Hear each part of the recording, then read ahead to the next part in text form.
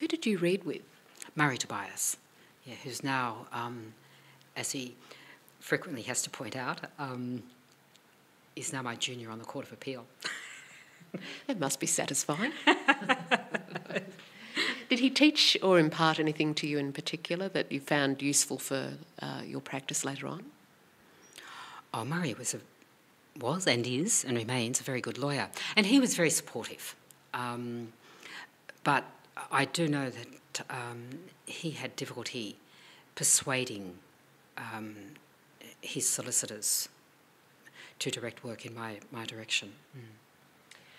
So, knowing that, what did you do exactly? Obviously, to a large extent, you're reliant on solicitors being prepared to brief you, and you knew, obviously, of those instances where there were people not prepared to brief you. What did you do?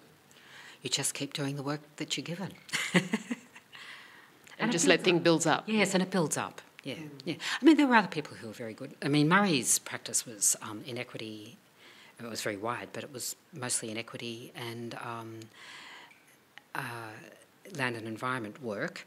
And he really did try, and he took me to court with him a lot. But he did tell me subsequently that he had had a huge difficulty in persuading people to brief me. It wasn't. They didn't consider that a female was appropriate to give work to. I mean, it's just an attitude. There were a couple of other barristers on my own floor who were really terrific. Michael Finane was one. He was fabulous, both in handing on briefs to me, introducing me to solicitors, and in providing me with assistance and guidance whenever I needed it. And David Cochrane also. In fact, David Cochrane, I think, was the first person who threw me a brief, which was the expression at the time. And I then became... that solicitor continued to brief me sort of right through his professional career. Did you go to any of the bench and bar dinners in those early years? Yes, I did. I remember one in particular where I was sitting opposite the most difficult judge in the family law division for the entire night, who managed to kick my leg. I can just remember every time I moved my leg, this guy managed to sort of connect with this fellow's foot, which is just one of those crazy images because it was not an easy night, because he was difficult in court, he was difficult with men, he was unbelievably difficult with women. Was this Anthony Larkins? Spot on. Extraordinarily difficult, and I think unfair. And I'll explain the unfairness. I think he was unfair in two ways. He was considered to have been an excellent barrister, actually. Everybody who spoke about him said that he had been an excellent defamation barrister in particular. But the unfairness was this. After the family law work moved to the family law court, I won a number of custody cases where he had taken children from women because, from their mothers, because they had had postmarital relationships or post-divorce relationships with another male. And that to him was immoral, and the kids would go to fathers who did not have the capacity to look after them. Might be one thing, if the fathers have the capacity to look after them, but these fathers truly didn't, and the kids were mucked around for years.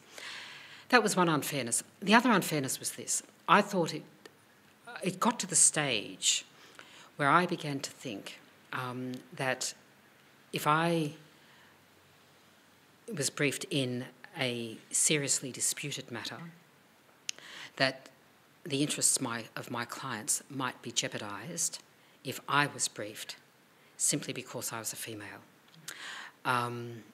That's how bad it was getting.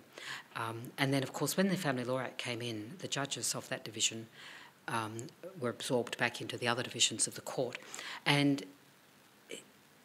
it was particularly when they went back into that other division of the court Anthony Larkin went back to the common law division, and I was running, at that stage, I was starting to build up quite a reasonable common law practice. And that's, I think, when it really struck me that I was, was this going to be a problem for my clients? Now, fortunately, again, I had another lucky experience, which was sufficient to change my mind on that, because I was beginning to wonder whether I should refuse briefs because of that. And I was in court one morning getting ready, and Larkin's associate was also in court getting ready, and I'd actually always thought she was a bit difficult. But she just said to me, "Oh, Miss Beazley," she said, "oh, good to see you." She said, "I really enjoy when you're up here." She said, "I've never seen anybody stand up to him as well as you do." And I thought, I see. That really changed my mind, because I thought, no matter how difficult it is, and I can't tell you what an excruciating experience it was to have to appear before him, I did find my way, and I know how I found my way around dealing with him. How? I didn't fight with him.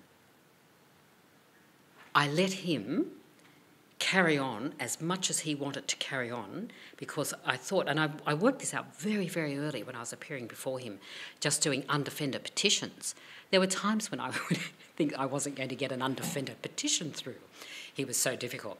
But what I notice is that if you let him carry on, and he had a wonderful command of the English language, and he would spout forth on these in this extraordinary way, and I'd just let him do it, and I'd just wait for him to pause, and I'd move on to my next submission or my next paragraph.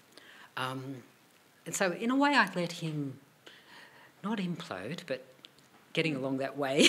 You let him sink himself. Exactly. And he'd have no more to say, and I'd get through to the end of it. I'd get my orders, and that's all I was there for at the end of the day.